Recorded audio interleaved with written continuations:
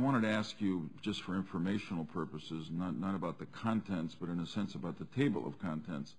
There's been a lot of focus on the leaks about the survey done of military personnel. But am I right that that's just one part of what you're going to do? And I wonder if just in summary you could describe what else you and Mr. Johnson intend to cover in the report. Senator, I would essentially, in his terms of reference, which Secretary Gates issued to Mr. Johnson and myself, gave us two tasks. The first was to assess the impacts upon effectiveness, readiness, unit cohesion, recruiting, and retention should repeal occur. And then the second part of our charge was understanding those impacts, develop a plan for implementation so that if the law is repealed and the policy changes, the department is prepared for that. We would call that in military parlance contingency planning. Right. The directive to assess the impacts contained a specific issue or statement from Secretary Gates to conduct a systematic engagement of the force to include families. We did this in a number of ways. The survey of the service members, active guard and reserve, was one. We also had a survey for family members.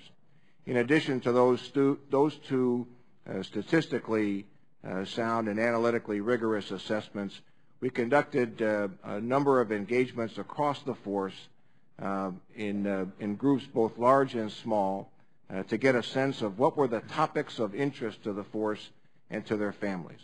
We conducted small demographically focused focus groups. For example, a group of perhaps 9 to 12 junior enlisted Marines from the combat arms and other similarly organized groups. We established what we call an online inbox, an opportunity for members of the military and their families to provide anonymously their comments to us with regard to their thoughts about Don't Ask, Don't Tell. The most difficult challenge we had, probably, at least in my opinion, was how did we get the sense from those who are gay men and lesbians that are serving in the force today without triggering the requirements of the law that would cause them to separate.